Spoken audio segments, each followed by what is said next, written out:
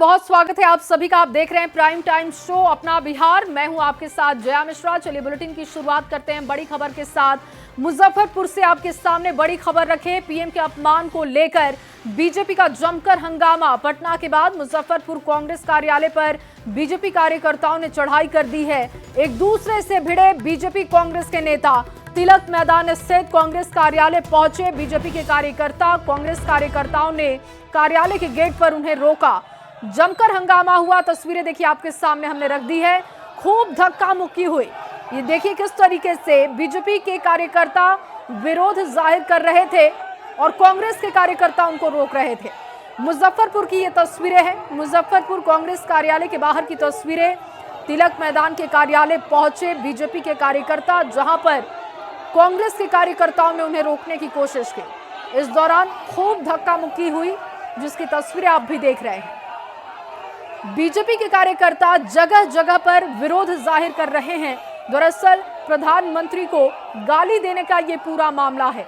इसी का विरोध जाहिर किया जा रहा है और एक दूसरे से भिड़ते हुए बीजेपी कांग्रेस के नेता दिखे। मुजफ्फरपुर की ये तस्वीरें आपको दिखा रहे हैं। तिलक मैदान कांग्रेस कार्यालय के बाहर की तस्वीरें, सुपर एक्सक्लूसिव तस्वीरें आप न्यूज़ 18 बिहार झारखंड पर देख पा रहे हैं। और इस दौरान धक्का मुक्की की गई। कांग्रेस के कार्यकर्ता बीजेपी के कार्यकर्ताओं को रोकते हुए दिखे। माननीय भाजपा मैदान में कांग्रेस के नेताओं द्वारा कल माननीय मोदी जी को भद्दी भद्दी गाली दी, मां को गाली दी गई। इसलिए पूरे देश में भारतीय जनता पार्टी जो पूरे देश के कांग्रेस कार्यालय में प्रदर्शन कर रही है। पूरे देश में चल रहा है अरेस्ट हो, फांसी की सजा हो, फांसी की सजा हो, फांसी की सजा हो। तो पीएम मोदी को गाली देने का विरोध बढ़ता जा रहा है। पटना में आज बीजेपी नेताओं ने कांग्रेस कार्यालय के पास विरोध प्रदर्शन किया। इस दौरान सदाकत आश्रम रणक्षेत्र में तब्दील हो गया। विरोध मार्च के दौरान बीजेपी और कांग्रेस के कार्यकर्ता आपस में भिड़ गए। आपको इस रिपोर्ट में दिखाते हैं।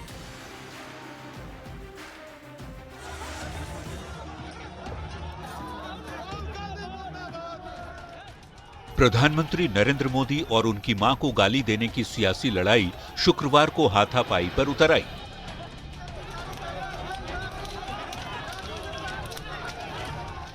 राजधानी पटना में भारतीय जनता पार्टी के नेताओं ने कुर्जी मोड़ से कांग्रेस कार्यालय सदाकत आश्रम तक विरोध प्रदर्शन किया। इस दौरान बीजेपी और कांग्रेस के कार्यकर्ता आमने सामने आ गए। कांग्रेस का प्रदेश कार्यालय रण क्षेत्र में तब्दील हो गया।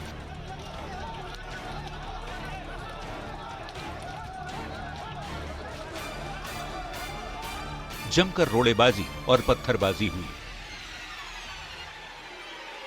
गुस्से से आग बबूला बीजेपी के कार्यकर्ताओं ने कांग्रेस दफ्तर में खड़ी गाड़ी के शीशे को चकनाचूर कर दिया।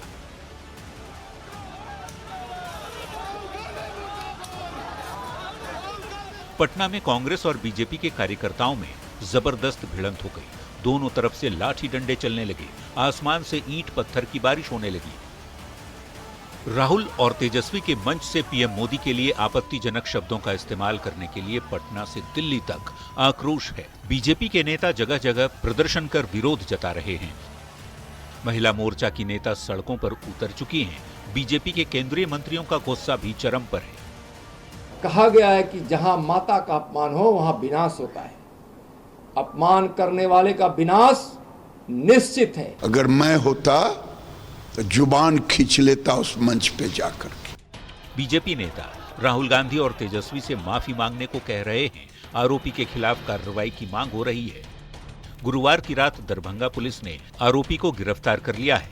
आरोपी रिजवी उर्फ राजा सिंहवाड़ा के भोपुरा का रहने वाला है।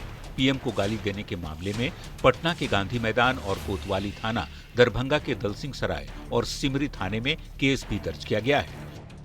ये लोग हताश हैं राहुल जी की लोकप्रियता से, घबरा के और इस तरह का कुत्सित मानसिकता से ये सब काम कर रहे हैं। प्रधानमंत्री और उनकी मां को गाली देने का आरोपी रिजवी उर्फ राजा सलाखों के पीछे पहुंच चुका है। पीएम को गाली देने के मामले में एक ओर सियासत हो रही है तो दूसरी ओर पुलिस अपना काम कर रही है। कांग्रेस इस पर खुलकर बोलने से बच रही है, जबकि बीजेपी और इसके सहयोगी सियासी चढ़ाई का मूड बना चुके हैं। दरभंगा रिपोर्टर विपिन दास, पटना संवाददाता शैलेंद्र और धर्मेंद्र कुमार के साथ ब्यूरो रिपोर्ट न्यूज़ 18। देखिए, प्रधानमंत्री नरेंद्र मोदी और उनकी मां को गाली देने का मामला चुनाव में गर्म मुद्दा बन चुका है। राहुल और तेजस्वी के मंच से पीएम को गाली देने का विरोध बीजेपी कर रही है। खुद गृह मंत्री अमित शाह ने मोर्चा संभाल लिया है। उधर कांग्रेस भी इस पर खुलकर बोलने से बच रही है। पीएम पर किए गए विवादित बयान पर क्या हालात है बिहार में, आपको इस खास रिपोर्ट में दिखाएंगे।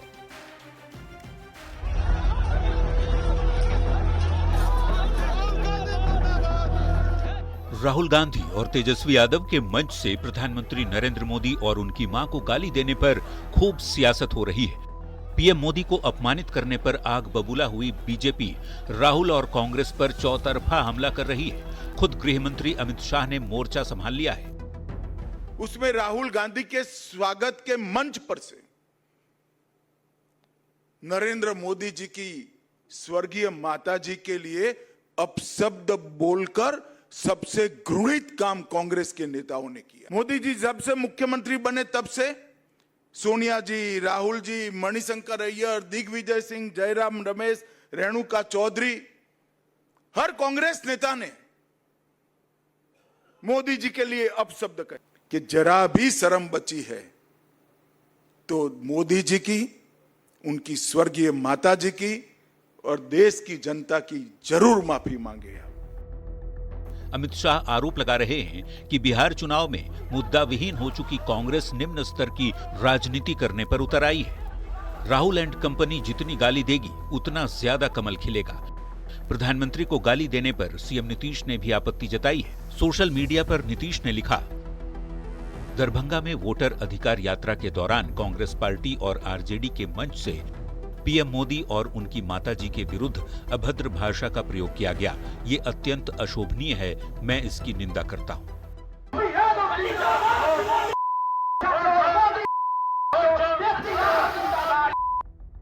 ये पहला मौका नहीं है जब पीएम मोदी या उनकी मां को गाली दी गई। कांग्रेस के पूर्व अध्यक्ष राहुल गांधी हों या सोनिया गांधी या फिर मौजूदा पार्टी प्रेसिडेंट मल्लिकार्जुन खड़गे, किसी ने पीएम को नीचा आदमी बताया तो किसी ने रावण, किसी ने जहरीला सांप कहा तो किसी ने मौत का सौदागर। इस पर पीएम खुद अपनी पीड़ा भी व्यक्त कर चुके हैं, वो भी सुनिए। और नामदार तो कामदार को सदियों से ऐसे ही गाली गलौज करते आए हुए हैं, ऐसे ही ठोकर मारते आए हुए। पीएम को गाली देने पर बैकफुट पर आई कांग्रेस अब सफाई दे रही है। पार्टी महासचिव सचिन पायलट सफाई दे रहे हैं कि प्रधानमंत्री को गाली देने वाले रिजवी उर्फ राजा से कांग्रेस का कोई संबंध नहीं है। मैं उसकी निंदा करता हूं, उसकी भर्त्सना करता हूं। कांग्रेस पार्टी का उससे कोई लेना देना नहीं था। राहुल गांधी के वोटर अधिकार यात्रा के मंच से पीएम को गाली देने के बाद कांग्रेस चारों तरफ से घिर चुकी है। बीजेपी हमलावर है और कांग्रेस पूरी तरह बचाव की मुद्रा में आ गई है। हालांकि हर किसी को इंतजार है कि पीएम के अपमान पर राहुल की चुप्पी आखिर कब टूटती है। पटना संवाददाता आनंद अमृतराज और बेतिया रिपोर्टर मुन्ना राज के साथ ब्यूरो रिपोर्ट, न्यूज़ 18।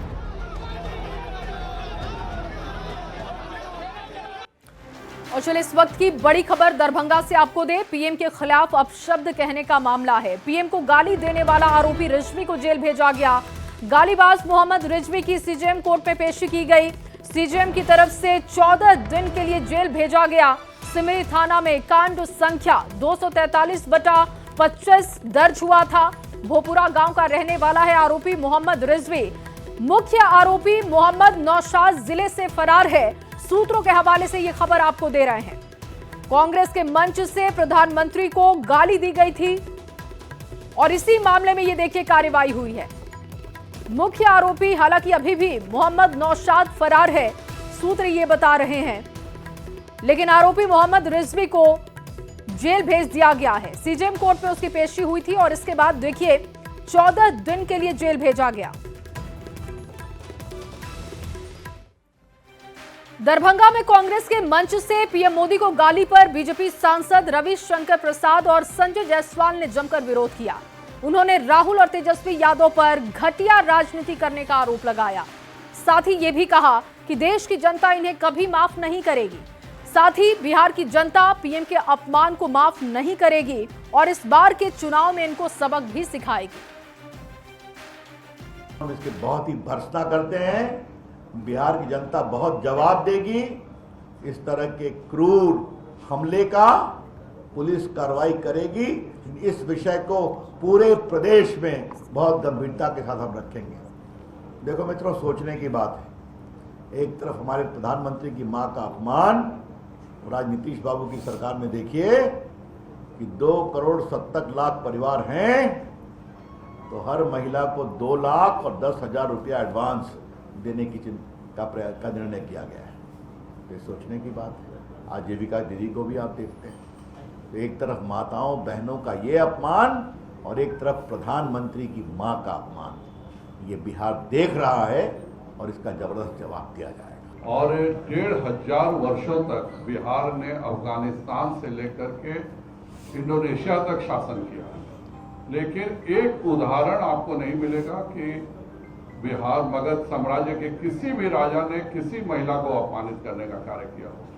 आज राहुल गांधी जी और तेजस्वी यादव जी जिस भाषा में बात कर रहे हैं और उनके से सीख करके उनके द्वारा बढ़ावा देने के कारण जिस भाषा में उनके लोग बात कर रहे हैं, यह बहुत ही निंदनीय है।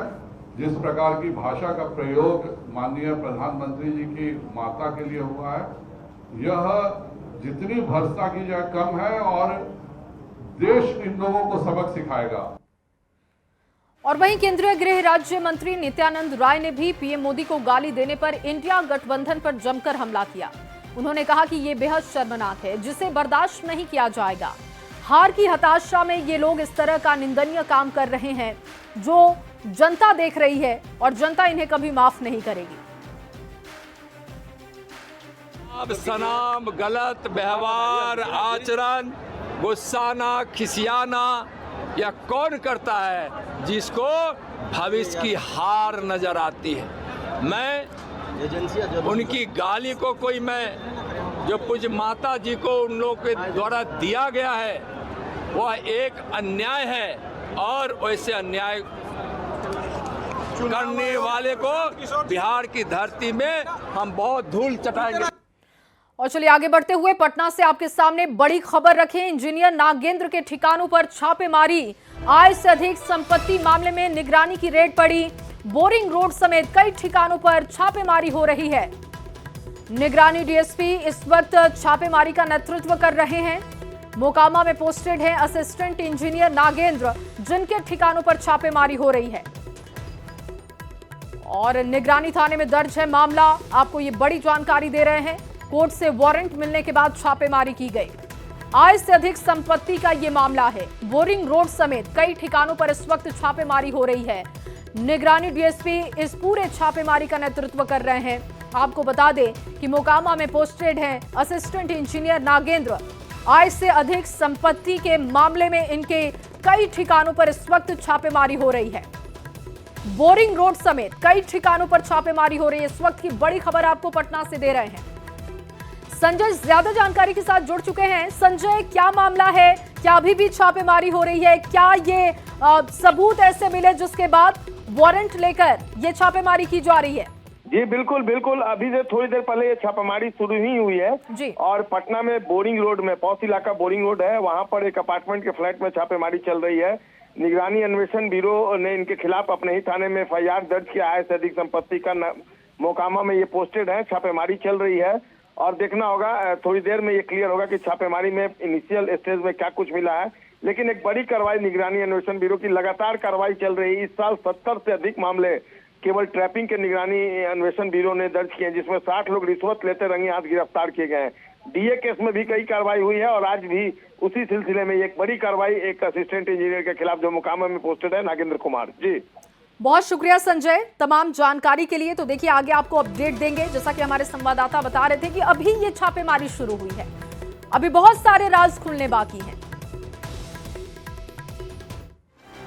बिहार चुनाव से पहले सीएम नीतीश कुमार ने एक बड़ा मास्टर स्ट्रोक खेल दिया है। एक बार फिर से महिला वोट बैंक, जो कि जेडीयू का कोर वोट बैंक है, उनके लिए सरकार ने बड़ा फैसला किया। बिहार के हर एक परिवार की एक महिला को सीएम नीतीश ने 10,000 रुपए देने का ऐलान किया है। इस नई योजना को नीतीश कैबिनेट से भी मंजूरी मिल चुकी है। मुख्यमंत्री महिला रोजगार योजना के तहत सरकार 10,000 रुपए एक महिला को देगी। कैसे बिहार की महिलाओं को सरकार के इस तोहफे का फायदा मिलेगा, आपको इस खास रिपोर्ट में दिखाते हैं।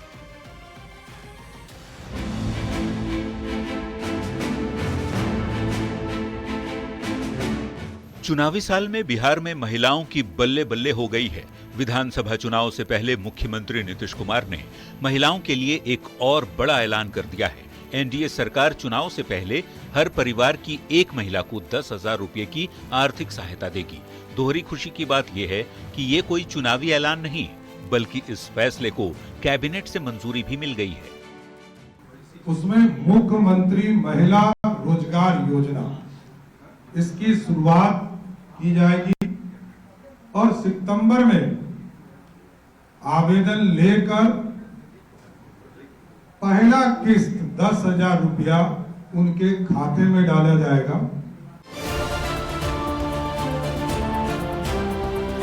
मुख्यमंत्री महिला रोजगार योजना से महिलाओं को रोजगार शुरू करने के लिए परिवार की एक महिला को पहली किस्त में 10,000 रुपये दिए जाएंगे। 2 दिन बाद सितंबर महीने से ही महिलाओं के खाते में पैसे भेजे जाएंगे। रोजगार के 6 महीने बाद आकलन किया जाएगा और इसके बाद 2 लाख रुपए तक की अतिरिक्त सहायता राशि भी महिलाओं को दी जाएगी। माननीय मुख्यमंत्री महोदय श्री नीतीश कुमार जी के नेतृत्व में राज्य सरकार पिछले 20 वर्षों से महिला सशक्तिकरण के क्षेत्र में दृढ़ संकल्पित तरीके से कार्य कर रही है। बिहार चुनाव की घोषणा से ठीक पहले सीएम नीतीश ने आधी आबादी को एक बड़ी सौगात दी है। ग्रामीण विकास विभाग के तहत सरकार इस योजना को जमीन पर उतारेगी और इसमें नगर एवं आवास विभाग की भी मदद ली जाएगी। गांवों से शहर तक हाट बाजार विकसित किए जाएंगे। सीएम के इस मास्टर स्ट्रोक पर खूब सियासत भी हो रही है। विपक्ष इस घोषणा को चुनावी चूरन बता रहा है। कोई अपने परिवार के लिए जीता है और नीतीश कुमार जी बिहार की बेटियों के लिए जीते हैं, महिलाओं के लिए जीते हैं। यही मौलिक परिवर्तन इस बिहार की राजनीति में हुआ है। ये बिहार सरकार जैसे ही इसको एहसास हुआ कि बिहार में उनकी सत्ता जाने वाली है, तो बिहार की जनता को चुनावी चूरन, चुनावी लॉलीपॉप, चुनावी जुमले के तहत ये इसको परोस रहे हैं। चुनावी साल में हर राजनीतिक दल एक खास वोट बैंक को साधने की कवायद में है। इस जुगत में हर किसी की पहली पसंद है महिला वोटर, जो पिछले कुछ चुनावों से किंग मेकर बन गई हैं। सत्ता की चाबी महिलाओं के हाथों में है। चुनाव में खेल बनाने और बिगाड़ने में महिला वोटर्स काफी अहम भूमिका निभा रही हैं। देखना होगा महिलाएं इस बार किसका साथ देती हैं। पटना संवाददाता संजय और शैलेंद्र कुमार के साथ ब्यूरो रिपोर्ट, न्यूज़ 18। और वहीं लालू प्रसाद की बेटी और आरजेडी नेता रोहिणी आचार्य ने एक बार फिर से सीएम नीतीश कुमार पर आरोप लगाए। रोहिणी आचार्य ने सीएम नीतीश कुमार पर तेजस्वी यादव के कल्याणकारी योजनाओं के प्रस्ताव की नकल करने के आरोप लगाए हैं। दिखाते हैं आपको। याद आ रहा है जब भाई तेजस्वी ने सारा योजना जब चालू किया, बोलना शुरू किया, तब तक तो ये सो रहे थे। अब जैसे ही चुनाव का दिन नजदीक आ गया, तब वही कॉपी एंड पेस्ट कर रहे हैं। वो कर रहे हैं ना कॉपी एंड पेस्ट। जितना भी रोजगार, जितना भी भाई तेजस्वी ने योजना चालू करने के लिए बोला था, माई बहन भाई सब योजना का, तो सारा तो वो कॉपी पेस्ट कर रहे हैं नीतीश जी। और चलिए आगे बढ़ते हुए बात छात्रा हत्या मामले में क्या हुआ, बड़ा एक्शन उसकी करेंगे। स्कूल में छात्रा की जलकर मौत मामले में पटना के डीएम ने लापरवाही के आरोप में स्कूल की एचएम को निलंबित कर दिया है। विभागीय कार्रवाई के निर्देश हैं। दूसरी ओर पुलिस पर हमला मामले में 25 असामाजिक तत्वों को पुलिस ने गिरफ्तार किया। अब तक इस मामले में क्या डेवलपमेंट हुए, इस खास रिपोर्ट में देखिए।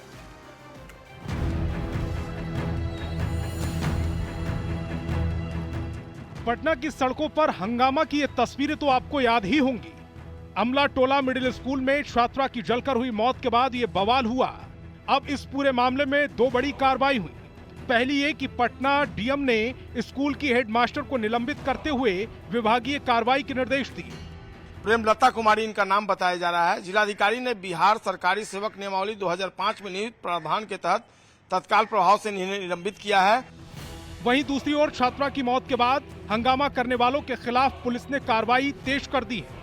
38 नामजद और 350 अज्ञात के खिलाफ केस दर्ज हुआ और 25 असामाजिक तत्वों को गिरफ्तार कर जेल भेज दिया गया। जो लोग पुलिस पे हमला किए हैं और या किसी व्यक्ति को रोड जाम करते हैं उनको जेल भेजा जाएगा। आपको बता दें कि पटना में 27 अगस्त को गर्दनीबाग इलाके के आमला टोला कन्या स्कूल के बाथरूम में 5वीं की छात्रा की जलकर मौत हो गई थी। जांच में स्कूल से आधा लीटर पेट्रोल से भरा 1 गैलन भी मिला था। तब से ये सवाल उठ रहा है कि छात्रा को आग कैसे लगी, क्या किसी ने आग लगाई और अगर आग लगाई भी तो क्यों? पुलिस इन सवालों के जवाब खोजने की कोशिश कर रही है। न्यूज़ 18 के लिए पटना से संजय कुमार के साथ ब्यूरो रिपोर्ट। और अब आपके सामने जमुई से बड़ी खबर रखने जा रहे हैं। चंदवारा गांव के एक घर में पुलिस ने छापेमारी करते हुए गांजे के अवैध कारोबार का भंडाफोड़ किया है, जहां घर के तहखाना से 4 क्विंटल से अधिक गांजा पुलिस ने बरामद किया। छापेमारी में घर से 50 लाख से अधिक कैश भी बरामद किया गया। इसके अलावा यहां से 2 पिस्टल बरामद हुआ। पुलिस ने कार्रवाई की है और 3 लोगों को गिरफ्तार भी कर लिया है। पुलिस ने कार्रवाई करते हुए 3 लोगों की गिरफ्तारी अब तक कर ली है। जिस घर में पुलिस ने छापेमारी की वो राजबली सिंह का बताया जा रहा है। इस खबर पर संवाददाता केसी कुंदन ने एक रिपोर्ट तैयार की है, वो आपको दिखाते हैं।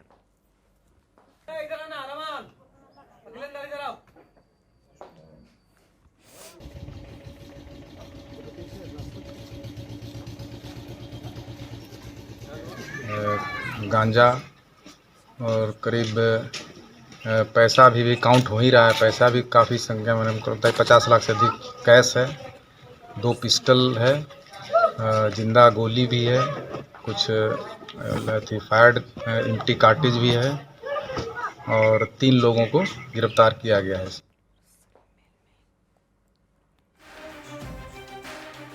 जमुई पुलिस ने नगर थाना इलाके के चंदवारा गांव के एक घर में छापेमारी कर गांजा तस्करी के एक बहुत बड़े रैकेट का भंडाफोड़ हुआ है और घर के तहखाने में छुपा कर रखा गया लगभग 4 क्विंटल से अधिक का गांजा बरामद किया गया है। हम तस्वीर दिखाना चाहेंगे, यही घर है और इसी घर के ठीक पीछे तहखाना में गांजा बरामद हुआ है और साथ ही इस घर से छापेमारी के दौरान 50 लाख से अधिक कैश भी बरामद किया गया है।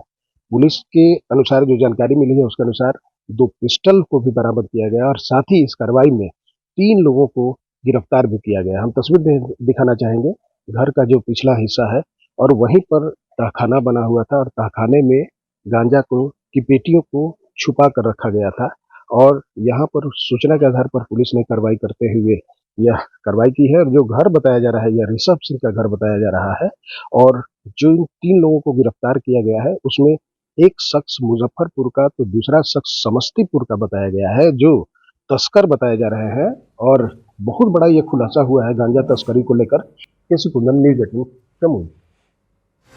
और वहीं पटना में सिविल कोर्ट को बम से उड़ाने की धमकी के बाद कोर्ट परिसर में हड़कंप मच गया। कोर्ट परिसर को पुलिस छावनी में तब्दील किया गया। जिला जज को ईमेल के जरिए धमकी मिली थी, जिसके बाद सिविल कोर्ट परिसर को एहतियात के तौर पर खाली भी कराया गया। गायघाट स्थित पटना सिटी व्यवहार न्यायालय को भी अलर्ट पर रखा गया। पूरे कोर्ट परिसर की तलाशी भी की गई, लेकिन कोई भी वहां से संदिग्ध सामान नहीं मिला। दरअसल मेल में कोर्ट परिसर और न्यायाधीश कक्ष में 4 RDX लगाए जाने की बात लिखी गई। मामले को गंभीरता से लेते हुए तुरंत पुलिस को सूचित किया गया, लेकिन जांच पड़ताल में कुछ भी नहीं पाया गया। कोर्ट को RDX उड़ा देने की धमकी दी गई। इसी संदर्भ में माननीय जिला जज साहब ने पटना सिटी न्यायालय के जज इंचार्ज साहब को पत्र भेजा कि 1 बजे तक कैंपस पूरा खाली करा दिया जाए। तो हम लोगों ने मिल करके और माननीय न्यायाधीश महोदय, पुलिस प्रशासन के पदाधिकारी महोदय, आलमगंज से भी इंस्पेक्टर साहब वगैरह है और सब लोगों ने मिल करके हम लोगों ने जितने भी अधिवक्ता थे, माननीय न्यायाधीश महोदय, सभी लोगों ने मिल करके कैंपस को खाली करा दिया गया, जिससे कि लोग सुरक्षित रहें और किसी प्रकार की कोई अप्रिय घटना नहीं घटे।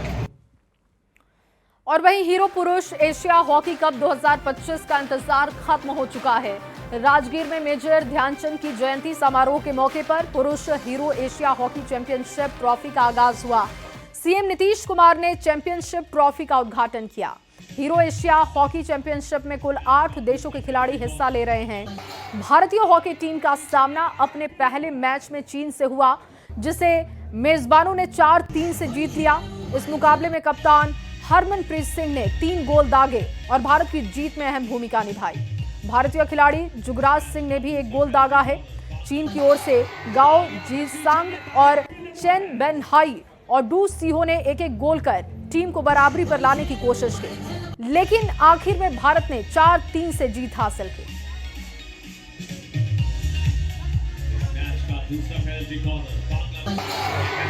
हमने बात भी की है और मैंने बोला भी था कि कोई भी टीम यहाँ पे इजी नहीं है, और आई थिंक ये अच्छा लेसन मिला है हमें आज कि मेक श्योर के जो आप कोई भी मैच खेलने आओ किसी भी टीम के साथ अच्छे से रेडी होकर रहो। बट ओवरऑल ठीक रहा सर, क्योंकि विनिंग आज सर काफ़ी अच्छा टीम खेली और हमें जीत चाहिए थी और हम जीते हैं, बट फिर भी थोड़े से रूम फॉर इम्प्रूवमेंट है कि डिफेंस में और अटैक में हमें गोल और मारने चाहिए, और डिफेंस में हमारी जो बेसिक जो डिफेंस की स्ट्रॉन्ग पॉइंट होते हैं उसको हमें और ज़्यादा स्ट्रॉन्ग रहे और अगले मैच की तैयारी करें।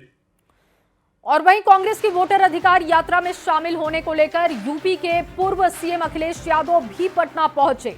पटना पहुंचने पर उन्होंने कहा कि इस बार चुनाव में बीजेपी सत्ता से बाहर होने वाली है। मैं इस मौके पर वोट अधिकार यात्रा में शामिल होने आया हूं, और इस बार जो बिहार की आवाज सुनाई दे रही है देश में, वो इस बार भारतीय जनता पार्टी बिहार से बाहर होने जा रही है। और प्रधानमंत्री मोदी जापान दौरे पर हैं, ऐसे में सभी वरिष्ठ नेताओं से मुलाकात कर रहे हैं। कई द्विपक्षीय बैठकों में भी हिस्सा लिया। वहीं दारुन जी मंदिर के मुख्य पुजारी रेवरेंड सेशी हिरोसे ने प्रधानमंत्री मोदी को एक दारुन गुड़िया भेंट की है, जो जापान का एक प्रतिष्ठित सांस्कृतिक प्रतीक और स्मृति चिन्ह माना जाता है। इसे जैन बौद्ध धर्म के संस्थापक बौद्धि धर्म के आधार पर तैयार किया गया है। इसे दृढ़ता और सौभाग्य का प्रतीक माना जाता है। ऐसा माना जाता है कि बौद्धि धर्म ने दीवार की ओर मुंह करके अपने अंगों को मोड़कर लगातार 9 वर्षों तक ध्यान दिया था, और यही कारण है कि दारुन गुड़िया का आकार अनोखा गोल है, जिसमें ना तो कोई अंग है और ना ही कोई आंखें हैं।